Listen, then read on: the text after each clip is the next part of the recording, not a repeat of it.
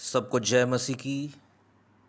और आज की सुबह परमेश्वर की आत्मा ने मेरे अंदर डाला कि मैं आपको समझाऊं कि दशमांश क्या है, दशमांश का उद्देश्य क्या है, कितना जायज है आज के दौर में दशमांश का लेना और देना।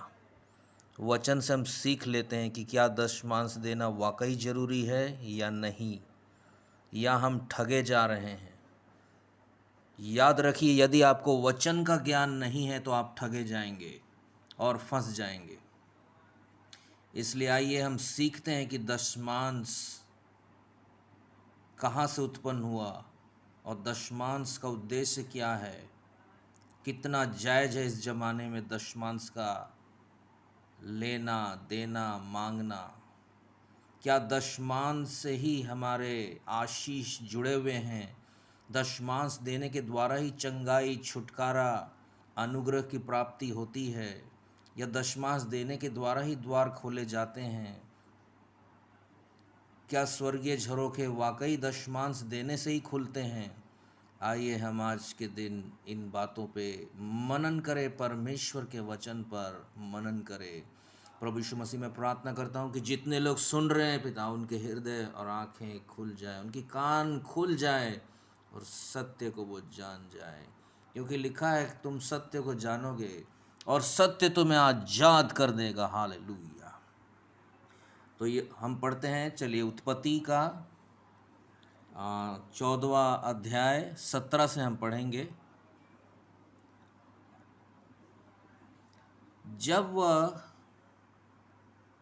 कदोल ओमर और उसके साथी राजाओं को जीतकर लौट जाता था, तब सदोम का राजा शवे नामक तराई में, जो राजा की तराई भी कहलाती है, उससे भेंट करने के लिए आया। अब्राहम के विषय में बातचीत हो रही है। तब शालेम का राजा मलकिसिदिक, जो कि परम प्रधान ईश्वर का याजक था। ध्यान रखिए कि मलकिसिदिक याजक है और हम अब्राहम के बारे में पढ़ रहे हैं। याजक यानी कि वो जो दास है प्रभु का, परमेश्वर का, जो उस परमेश्वर के निकट रहता है। रोटी और दाखमधु ले आया और उसने अब्राहम को यह आशीर्वाद दिया कि परम प्रधान ईश्वर की ओर से, जो आकाश और पृथ्वी का अधिकारी है, तो धन्य है और धन्य है परम प्रधान ईश्वर, जिसने तेरे द्रोहियों को तेरे वश में कर दिया है।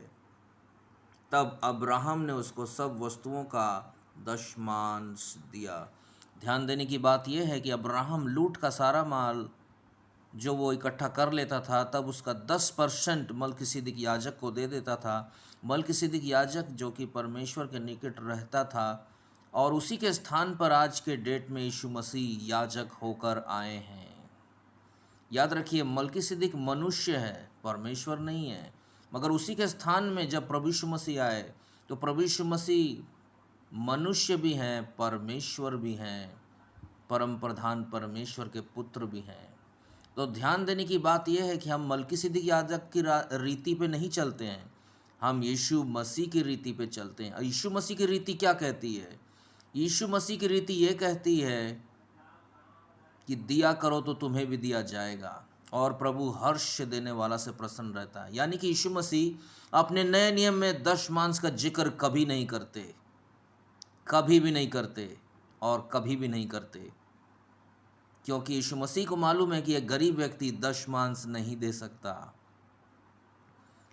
जब अब्राहम लूट का 10% दे रहा है मलकिसिदिक याजक को, तो याद रखिए ये कोई नियम नहीं है, ये उसकी अपनी इच्छा है कि वो याजक को दे रहा है। ऐसा कोई नियम उसके लिए ठहराया नहीं गया है। आइए एक और वचन पे हम मनन करेंगे। मलाकी की पुस्तक, उसका 3रा अध्याय और उसका 10वां पद। देखिए क्या लिखा है। सारे दशमांश भंडार में ले आओ कि मेरे भवन में भोजन वस्तु रहे, और सेनाओं का यहोवा यह कहता है कि ऐसा करके मुझे परखो कि मैं आकाश के झरोखे तुम्हारे लिए खोलकर तुम्हारे ऊपर अपरंपार आशीष की वर्षा करता हूँ कि नहीं। जी हाँ, परमेश्वर ने आज्ञा दिया कि 10 मांस ले आओ कि भंडार में रखे जाएं। जी हाँ, भंडार में रखने की बात हो रही है, किसी प्रभु के दास को देने की बात नहीं हो रही है। और ये पुराना नियम है, ध्यान दीजिए। आंखें खोलिए, आंखों को अच्छे तरह अपने दोनों हाथों से मल लीजिए और आंखें खोल लीजिए, अपने कान भी खोल लीजिए, अपने हृदय भी खोल लीजिए। पुरानी नियम की बातें व्यवस्था है, यानी वो कानून है। जब यीशु मसीह 2000 साल पहले आए तो उस व्यवस्था को अपने बदन पर लिया और सलीब पर चढ़ गए। अब वो व्यवस्था हम पर लागू नहीं होता है। अब हम उस व्यवस्था के अधीन नहीं रहे। अब हम यीशु मसीह के वचनों पर चलते हैं।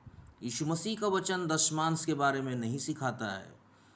यीशु मसीह का वचन ये सिखाता है कि दिया करो तो तुम्हें भी दिया जाएगा। प्रभु हर्ष से देने वालों से प्रसन्न रहता है। तो पुराने नियम के उन वचनों को लेकर तोड़ मड़ोड़ कर जो प्रचारक दास दासी सुनाते हैं और कलीसियाओं को ब्लैकमेलिंग करते हैं और दशमांश की उगाही करते हैं, उनको प्रभु के क्रोध का सामना करना ही पड़ेगा, आज नहीं तो कल। भोली भाली कलीसिया नहीं जानती है कि उनका आशीष दशमांश के ऊपर डिपेंड नहीं है, उनके आशीष प्रभु के साथ चलने पर डिपेंड है। जी हाँ, आपका आशीष, तरक्की, उन्नति, छुटकारा, चंगाई, भलाई, आपकी सेवकाई और तरह तरह की बातें, सब कुछ प्रभु यीशु मसीह के साथ चलने वालों के साथ होती है। यदि आप प्रभु यीशु मसीह के साथ नहीं हैं तो कोई भी तरकीब काम नहीं करेगी। दशमांश के जरिए आपका उद्धार नहीं होता है। दशमांश के द्वारा आपका चंगाई और आशीष नहीं मिलता है। प्रभु यीशु मसीह के साथ चलने से सब कुछ संभव होता है। जी हाँ, एक अंतिम वचन और पढ़ लेते हैं। लूका 6 का 38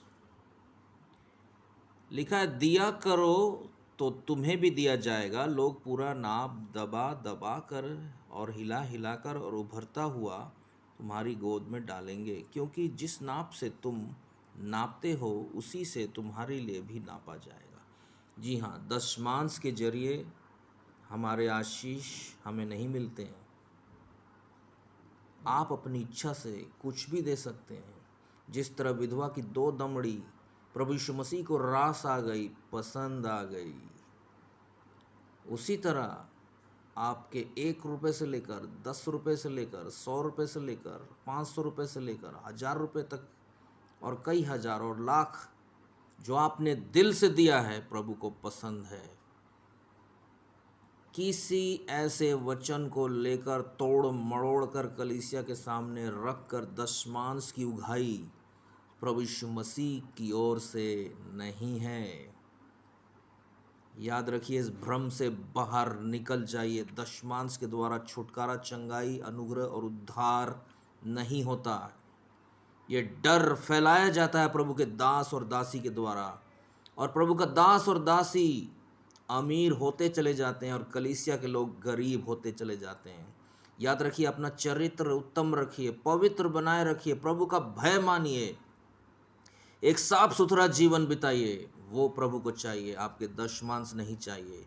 हमारा प्रभु यीशु मसीह कोई गरीब परमेश्वर नहीं है, उसके पास सब कुछ है। तुम उसे क्या दोगे, हम उसे क्या देंगे? इस बेवकूफ़ी से बाहर निकलिए कि दशमांश के द्वारा हमारा छुटकारा, चंगाई, अनुग्रह, उद्धार डिपेंड है। तो जो दशमांश का जिक्र पुराने नियम में है वो व्यवस्था है, वो बातें बीत गई और अब हम यीशु मसीह में चलते हैं। यीशु मसीह का वचन यानी नया नियम हमें कभी भी दशमांश के बारे में दबाव नहीं डालता, नहीं सिखाता। किसी भी तरह से दशमांश का जिक्र नए नियम में नहीं मिलता। तो क्या जो हम दशमांश देते हैं वो पाप है, गुनाह है? जी नहीं, दशमांश देना कोई भी पाप गुनाह नहीं है। दशमांश मांगना, किसी भी तरह से थोपना कलीसियाओं और लोगों के ऊपर गुनाह और पाप है। याद रखिए, यीशु मसीह का सामना करना पड़ेगा, तब डरावनी बातें होंगी और आप नरक की आग में झोंक दिए जाएंगे, सिर्फ एक काम की वजह से कि आपने लोगों को डराया और उगाही की है। इसलिए आज डर और भय मानने का दिन है, तौबा कर लेने का दिन है, क्षमा मांग लेने का दिन है, क्योंकि प्रभु यीशु मसीह हमारा पिता परमेश्वर, हालेलुया, किसी दशमांश पे डिपेंड, निर्भर नहीं है। मैं विश्वास करता हूँ, आशा करता हूँ कि आपने बुद्धि समझ पा लिया है और आप बचकर, समझकर, संभल कर चलेंगे। प्रभु आप सभी को बहुत आय से आशीष दे, अपने अनुग्रह में बनाए रखे। सारा आदर महिमा आपको देते हैं यीशु मसीह के नाम से, आमीन, आमीन, आमीन।